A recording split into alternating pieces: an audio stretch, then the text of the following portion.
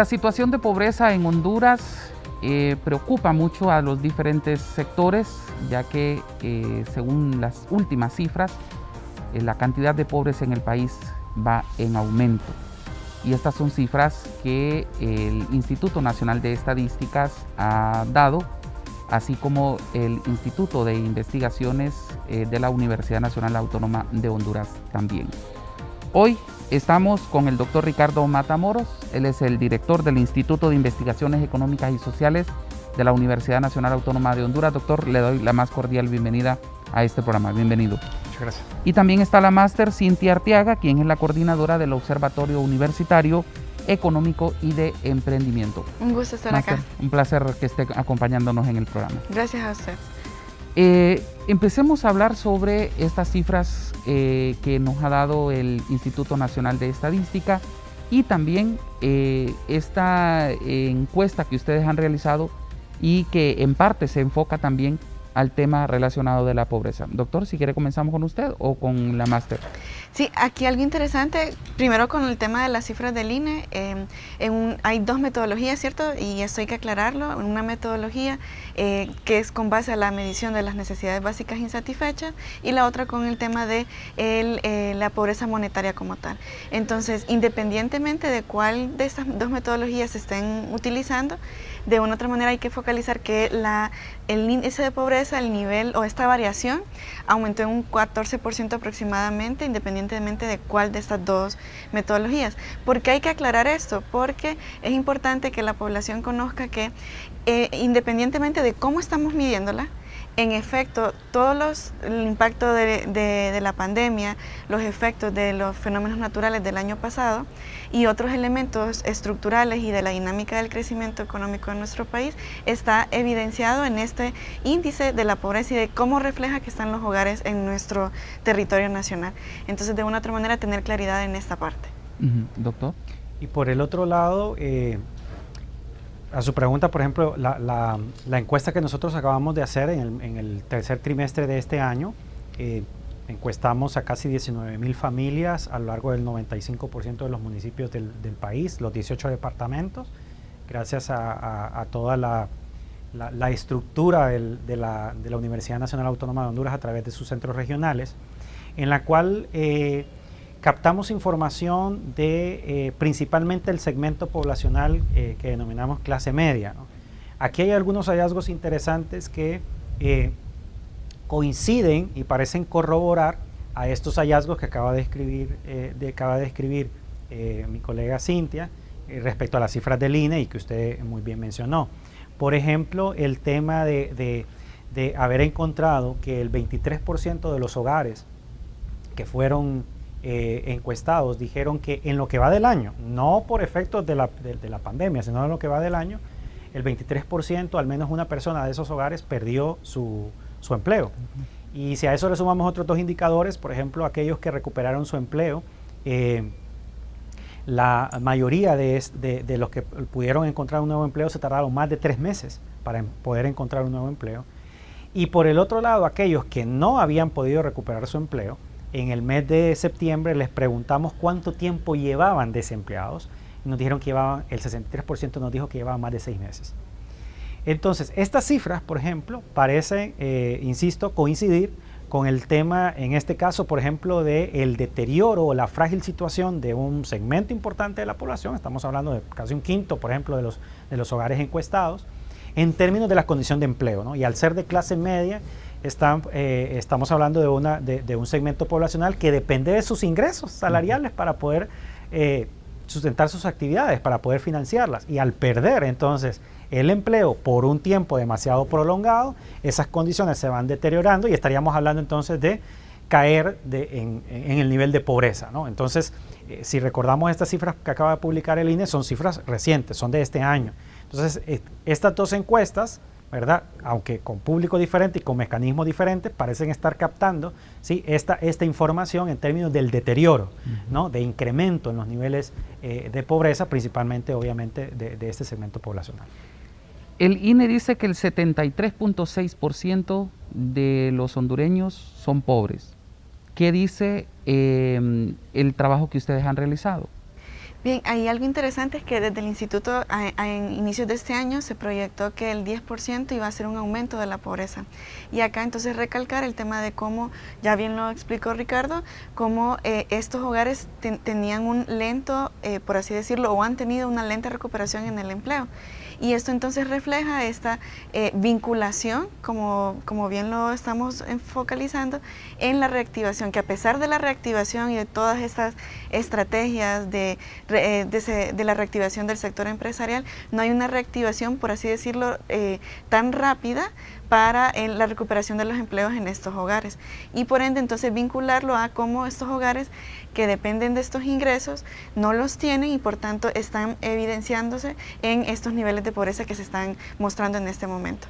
Y creo que Ricardo podría ampliar un poco más en esta parte de qué otros elementos se pueden identificar. Sí. Y aquí habría que señalar, por ejemplo, algo que es relacionado con su pregunta, pero también con la primera intervención de Cintia, que tiene que ver es, ojo, en este momento tenemos dos metodologías, ¿verdad? El 73%, casi 74% que usted acaba de mencionar, es con la metodología anterior, ¿verdad? La de necesidades básicas insatisfechas, como bien lo dijo Cintia, y este nuevo cálculo que fue publicado, ¿verdad? Reciente, un día posterior, que habla de una pobreza alrededor del 55%, ¿no? Una vez más, aquí lo importante es, y que es importante que el público entienda, es más allá, por ejemplo, de las dos metodologías, entender de que son dos formas diferentes de poder medir la pobreza, ¿no? Y eso es entendible, en realidad definir, ¿verdad? Pobreza, ¿no? Quién es pobre y quién no, es súper relativo. En realidad, si uno sale, ¿verdad? Y usted agarra el micrófono y le empieza a preguntar a la gente, ¿y usted considera que es pobre? Hay un montón de gente que le va a decir que no, cuando en realidad, ¿verdad? Su ingreso, por ejemplo, le permite cubrir solventemente la situación, ¿no? Hay gente que uno dirá, no es pobre, y la persona diga que sí. Entonces, por ese lado. Entonces, aquí lo importante, como decía Cintia, es el tema de la variación, ¿verdad?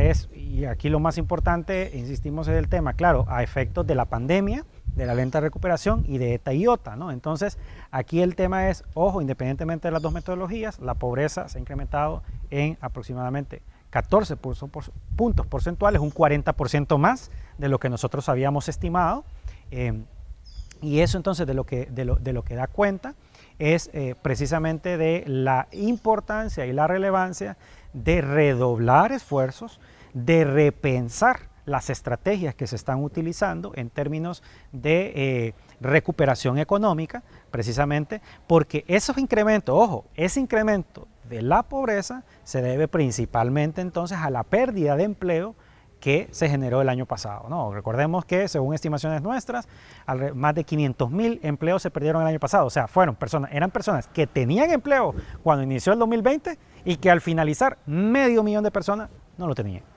Luego tenemos el incremento de la informalidad, porque las personas obviamente buscó, ¿verdad? La gente buscó agenciarse de ingresos y entonces gente que tenía un empleo tuvo que orillarse para irse a la informalidad, ¿verdad? Fundar emprendimientos, hacer actividades, por ejemplo, adicionales a las que hacía para poder agenciarse de un ingreso, pero en condiciones de subempleo e informalidad, o sea, teniendo ingresos menores. Eso es, obviamente, el tema de cierre de empresas, del cierre de la economía, etcétera. Todo eso, ¿verdad? Todo eso afectó tanto a la economía, entonces, en términos de empleo, que ahí es donde vemos entonces estos resultados, ¿verdad? Tan abrumadores. Entonces, el punto aquí es, juntando el tema de nuestras investigaciones, es, ojo, hay que apuntar entonces a estrategias que tienen que fomentar el incremento, por ejemplo, de esa recuperación, de esa tasa de recuperación de empleo. Ya vamos a hablar del tema de qué hacer, así como el tema de estos programas que crea el gobierno, pero ¿qué es lo que hace que en una aparezca el 70% y más del 70% y el otro más del 50% de pobreza? Y esto quiero que lo entienda la gente. Estamos hablando de dos metodologías. En ambas señala que el 14% de la población o un 14% se incrementó el número de pobres en Honduras. Pero en una refleja 73.6%, que es una de las encuestas del INE, y en la otra revela un poco más de 50%. Pero ¿por qué esta diferencia? Si en ambas estamos hablando de un crecimiento de un 14%. No sé cuál de los dos me lo quiere explicar. Acá lo interesante es ver que como el enfoque, entonces, si la primera que nos estima 73.6% de pobreza es vía la metodología de necesidades básicas insatisfechas, está vinculando temas de vivienda, temas de servicios públicos y otros elementos, digamos, que considera la metodología internacional de necesidades básicas insatisfechas, vinculados a este hogar puede acceder a todos los servicios en ciertas condiciones que se estiman es pobre o no, dependiendo de qué tipo de piso tiene, qué tipo de servicio, etcétera. Entonces veamos que esto es como cómo vive, digamos, o cómo accede a estos servicios. Por otro lado, la encuesta que esta metodología de pobreza monetaria hace relación, bueno, el índice es del 55% para este año, y lo que hace énfasis es cómo mide elementos de ingreso, es decir, datos de ingreso monetario, del ingreso que tenga disponible en el hogar, mientras que la otra encuesta hacía evaluación del ingreso mensual. En esta se puede y hacen la cuantificación, el cálculo, con estos otros ingresos que se puedan tener estos hogares, ya sea un doble salario en junio y en diciembre, otras vías de ingresos, porque en la primera metodología se dice cuál es su ingreso principal, mientras que acá se toma en consideración todos. Entonces, considerar por el lado del ingreso, es decir, el dinero que ingresa al hogar, no tanto el tema de necesidades básicas insatisfechas, hace entonces que en un segmento que posiblemente tenía necesidades básicas insatisfechas por el tema de la metodología, en esta metodología ya no está, y entonces ya no están en la línea de pobreza, sino que salen de ella, y por tanto de un 73.6 en la metodología por NBI, en la metodología de pobreza monetaria se reduce al 55%. Entonces ahí vemos que no es tanto por decir, y dejarlo claro, no es que se juegan con las estadísticas, sino cómo se mide. Y entonces esto va orientado a el resultado estadístico de esta información de los hogares como tal. O sea, sí, doctor. Quisiera agregar dos cositas más, ¿verdad? Esa es la principal explicación. Hay otros dos elementos, por ejemplo, importantes ahí en el cambio de metodología. El segundo tendría que ver con la recomposición de la población hondureña en términos de lo urbano y lo rural. La primera metodología, del 73, casi 74%, estaba basado, por ejemplo, con una definición poblacional urbano-rural con datos antes del censo, como es una metodología que se viene usando hace varios años, antes del censo del 2013. Recordemos que en los censos anteriores Honduras en realidad típicamente era más rural que urbano, pero eso poco a poco ha ido cambiando, por varias razones, tanto por la migración interna, como por el crecimiento de las famosas ciudades medianas, ¿verdad? Entonces, habían cabeceras departamentales que hace 20, 30 años eran tan pequeñas que por su cantidad poblacional no eran consideradas ni siquiera ciudad. Ahora, entonces, estas ciudades, cuando han ido creciendo por el nivel, entonces ahora son consideradas ciudades. Entonces, ¿qué implicaciones tiene esto? Entonces, la composición de qué es urbano y qué es rural, y la composición, por ejemplo, de la canasta, el costo de vida, por ejemplo, ciudad y área rural, cambian, varían, ¿sí? en estos sectores. Entonces, todo eso, por ejemplo, hace un recálculo de estos sectores, por un lado. Y por el otro es algo que la gente de repente no sabe, es que bueno, el tema de pobreza tiene que ver también con el acceso a los alimentos. ¿Pero a qué alimentos? La cesta de alimentos que se estaba utilizando era la cesta de alimentos de 1978. No se hizo un cambio, por ejemplo, con el tema por varias razones, ¿verdad? Que no es el tema ahorita. Entonces estábamos utilizando una cesta de productos, y yo creo que si le preguntamos, por ejemplo, a la población, le dice, a ver, ¿usted en promedio consume como las mismas cosas de lo que consumía, por ejemplo, una familia en los años 78? Le voy a decir que no. Televisión por cable, el recarga de celular, ¿verdad? Un montón de cosas, ¿verdad? Que ni siquiera existían los productos en aquel tiempo. Entonces, esa actualización de la cesta también influyó entonces en el tema de que, bueno, entonces esta cesta, por así decirlo, ¿verdad? Este grupo de productos, su valor es tanto. Y luego, con el recálculo del ingreso, más el tema de esto de que si vivo en la ciudad o si vivo en la zona rural, todo esto entonces le arroja un nuevo dato, ¿no? Entonces, son datos, por ejemplo, ahí particulares, insistimos, y por eso decimos, son interesantes en realidad. Al final de cuentas, la metodología, cuando se actualiza metodología, el público debe entender que lo que se trata de hacer es tratar de ser más preciso, ¿no? En la medición. Esto no quita lo que ya hemos dicho, ¿no? Aquí lo importante es evaluar la variación en el tiempo. Por ejemplo, la conclusión que uno puede sacar aquí con el tema de la pobreza, y yo sé que Cintia, por ejemplo, está de acuerdo también, es que si uno analiza en el tiempo, los niveles de pobreza entonces se han mantenido. Entonces, la conclusión con las dos metodologías sigue siendo lo mismo. La efectividad de las políticas públicas de combate a la pobreza han sido efectivas muy poco, ¿verdad? Muy poco o nada han sido efectivas en términos de, precisamente cuando uno evalúa los volúmenes, la cantidad de dinero que se ha invertido, ¿verdad?, en estas políticas públicas y sus efectos. Ahora bien, estos datos que salen a la luz este año se deben exactamente por lo ocurrido tanto de la pandemia como los fenómenos naturales ETA e IOTA, o también tiene que ver con que no hay políticas públicas, políticas del Estado para el combate directo a la pobreza, no asistencialismo, porque una cosa es regalarle comida, una bolsa solidaria a una persona, a darle una fuente que le esté generando ingresos todos los meses. ¿Dónde está el problema? ¿Tiene que ver todo eso al final? Podría ser una combinación de las tres cosas, Okay. sí, porque no teníamos pandemia, ¿cierto? Pero veníamos con estos niveles de pobreza, no los habíamos bajado, o sea, no había una reducción efectiva, como bien lo dijo Ricardo, y por tanto uno puede decir, bueno, teníamos este mismo nivel de pobreza, este sostenimiento de este indicador, a pesar de que no teníamos los efectos de la pandemia. Vino la pandemia y hubo un cierre de la economía, por tanto, todo lo que ya explicamos al inicio, vía mercado laboral, vía el ingreso a los hogares por los puestos de trabajo perdidos.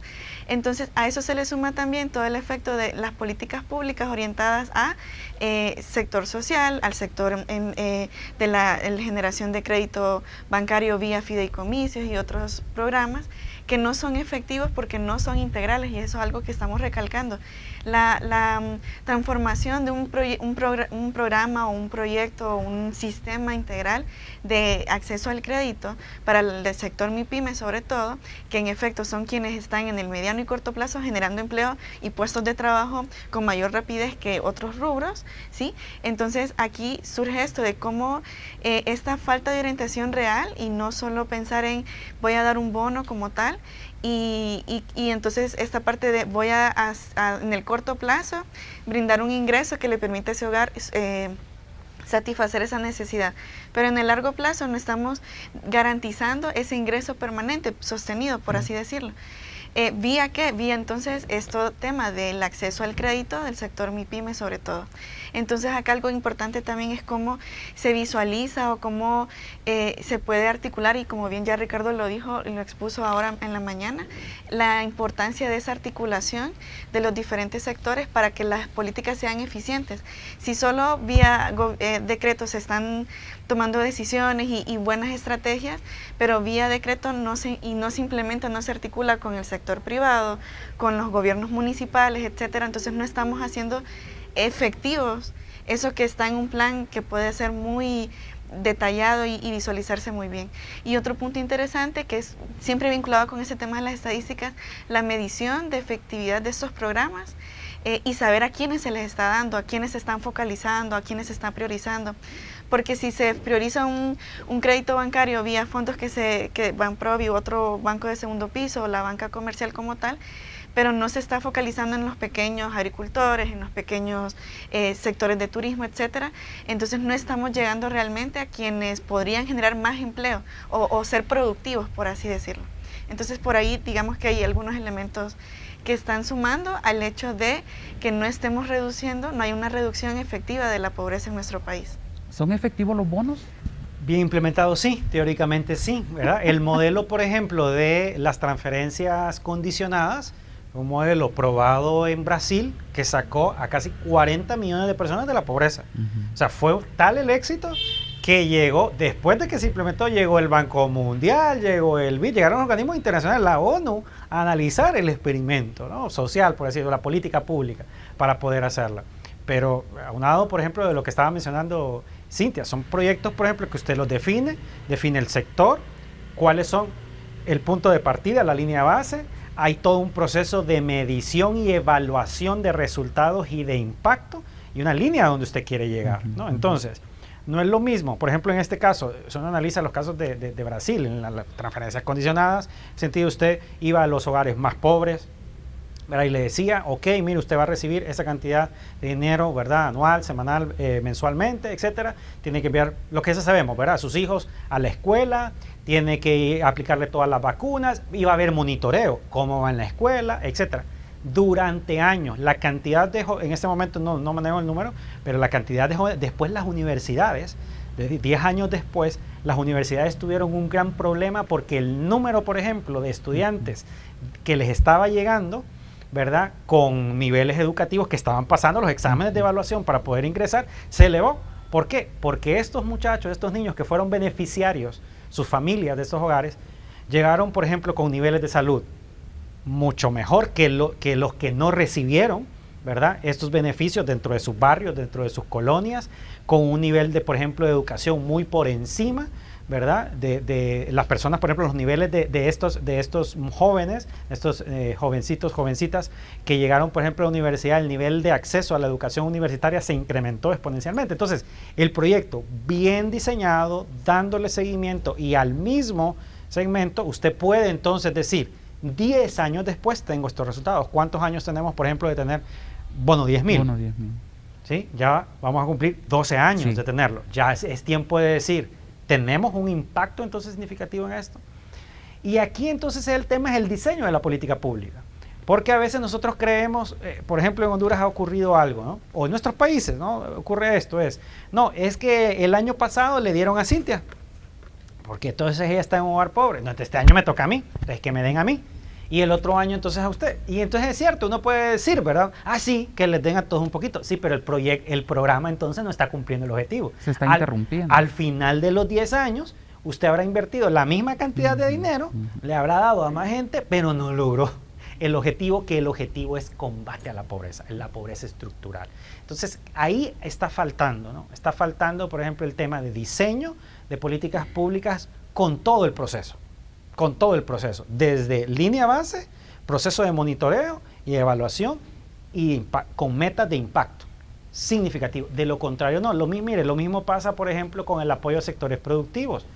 Si al agricultor, por ejemplo, yo llevo con urea, ¿verdad?, con el fertilizante, un año y al año siguiente no. O sea, no estamos logrando un cambio estructural, ¿verdad?, en las condiciones de pobreza. El agricultor sigue cultivando maíz, frijol de la misma forma en como lo hacía hace 50, hace 70 años.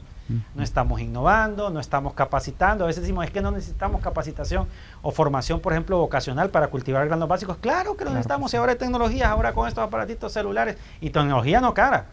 Se puede hacer, por ejemplo, innovación. Entonces, tiene que ver no necesariamente con la cantidad de dinero invertido, sino en cómo se invierte, cómo se diseñan los programas para poder hacerlo. En Honduras hay una situación, ocurre algo con esto de los bonos. Por ejemplo, a la gente le llega a los 3 meses, a los 6 meses, 1 o 2 veces al año. O sea, no es que está religiosamente cada mes llegándole ese dinero. Y lo otro es que sí hay una politización de estos bonos, porque muchas veces se le entrega a personas que ya tienen un empleo, pero que pertenecen a X o Y partido político. Esto también afecta a que esa asistencia no sea efectiva al momento de que las familias lo obtienen, digo, por el espacio de tiempo que pasa y la politización del mismo. Sí, en efecto, ahí entonces usted está recalcando que en el cómo, como lo recordaba Ricardo, en cómo se está entregando esta transferencia monetaria condicionada y que no hay una medición, o sea, no hay un interés por ver si este hogar que se le dio este dinero está cumpliendo con esta normativa o hay un reglamento a seguir.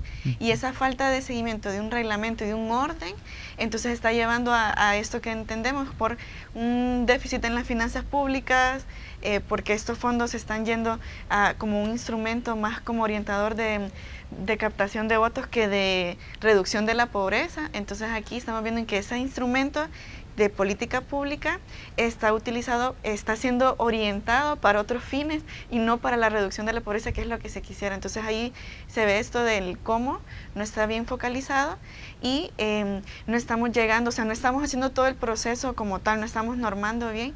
Y este desorden está generando entonces esta falta de reducción de la pobreza, un desorden, digamos, en la aplicación de esta estrategia que en otros países ha funcionado, pero si no se aplica bien y si se toma para otros fines, no va a ser eficiente ni hoy ni en el siguiente gobierno si no se hace un cambio como tal.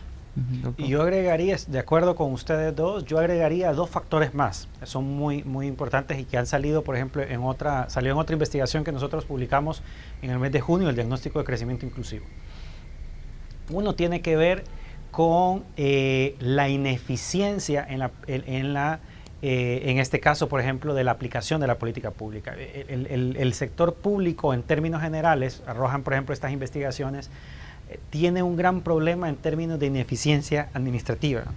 Ya hay algunos datos, por ejemplo, que hablan que más o menos entre el 30 al 40% de los recursos para poder llevar estos bonos al público en general se van en costos administrativos. La logística, el personal, llevar la actividad, etcétera. Entonces, si usted tiene 100 millones, por decir algo, se va a gastar 35 millones, 40 millones en toda esa logística y por lo tanto entonces ya para los bonos solamente tiene 60, ¿no?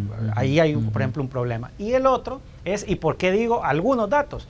Porque el otro problema es la gran opacidad que existe en términos, por ejemplo, de la información respecto a estos programas.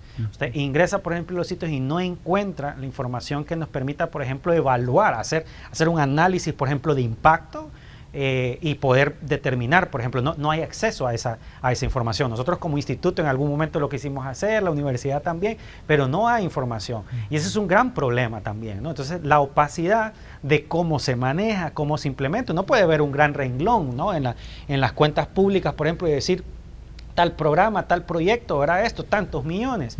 Pero no se puede acceder a la información, ¿verdad? Transparente, rendición de cuentas, como para poder decir se está administrando de esta o esta manera y por lo tanto pudiésemos mejorar el proyecto de esta o de otra. Porque la idea como tal, como le hemos dicho, funciona. Ha demostrado que cuando se planifica bien, cuando se hace bien, en realidad sí pueden entonces significar cambios importantes en términos de la reducción de la pobreza. Hemos estado hablando de la pobreza en general, pero ¿qué pasa con la extrema pobreza? ¿Se ha incrementado? ¿Se mantiene? ¿Cómo está esta situación? Sí, evidentemente hay un incremento y acá lo importante es ver esto de cómo este incremento también está vinculado en el nivel del acceso al empleo y el nivel también de acceso a salud y educación, porque si estos hogares se mantienen en esta pobreza sostenida, llega un punto en que esta falta de recursos para acceder a salud, educación, etcétera, también entonces se va traduciendo en que la van transfiriendo, por así decirlo. Hay una transferencia generacional de esta situación del hogar que hace que estos hogares se mantengan en esa pobreza extrema y en segunda instancia que esta falta de acceso a educación y salud entonces refuerce, ya no son productivos porque no tienen salud, no son saludables, no pueden acceder a un empleo y segundo, no hay un acceso a la educación real de estos hogares que les permite entonces adquirir capacidades para ingresar a otro tipo de trabajo o al menos tener un trabajo donde con sus capacidades educativas puedan tener un ingreso como tal. Y también la zona rural es como la más afectada, ¿no?, en todo esto. Sí, retomando por ejemplo su pregunta anterior y lo que estaba mencionando Cintia, está relacionado. De hecho, nosotros cuando publicamos, por ejemplo, esta estimación de un incremento de 10 puntos porcentuales, estimábamos que en realidad la pobreza extrema había crecido el año pasado mucho más rápido que la pobreza relativa, precisamente por lo que acaba de mencionar Cintia. Los datos que acabamos de publicar en realidad dan cuenta de eso, ¿no? Precisamente por esa pérdida de empleo. Prácticamente en muchos de los hogares debemos de recordar que hay una única fuente de ingreso, que es un único empleo, ¿verdad? Sí. O sea, no son la mayor parte de los hogares en los cuales hay 2 o 3 personas trabajando. En realidad es solamente uno. Entonces, estos hogares en los cuales cuando hay una única fuente de ingreso, al perderlo, o sea, ni siquiera llega, por ejemplo, a la pobreza relativa, sino que puede haber dado el salto de un solo a la pobreza extrema. Eso por un lado. Y lo que usted acaba de mencionar, el tema del sector del área rural, es coincidente con los datos que acabamos, por ejemplo, de presentar. Y sí, de hecho, de todos los sectores económicos que analizamos, los hogares que trabajan tradicionalmente en el sector agropecuario son los que están tardando más, los que perdieron, ¿verdad?, un trabajo, son los que están tardando más en recuperar el empleo. O sea, en otras palabras, la recuperación del empleo, la recuperación económica en el sector agropecuario, a excepción de algunos subsectores, está siendo mucho más difícil. Entonces, y obviamente al ser actividades agropecuarias del área rural, entonces uno esperaría entonces que de no tomarse medidas pertinentes, oportunas, estos niveles, por ejemplo, de la pobreza rural se incrementarían en el siguiente año.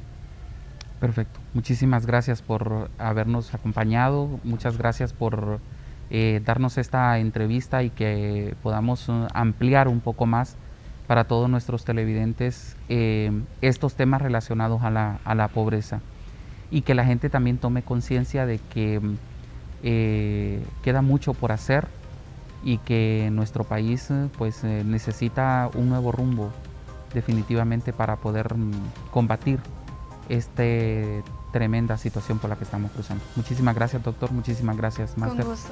Gracias por su gentil compañía. A ustedes también les agradecemos el estar siempre con nosotros a través de su programa Desde la Academia, en el cual tratamos de analizar todos los temas relacionados o lo que tienen que ver con nuestro país. Les recuerdo seguirnos a través de las redes sociales, están apareciendo en la parte baja de la pantalla para que ustedes puedan estar al tanto de lo que ocurre en la máxima casa de estudios del país, así como los temas de Honduras.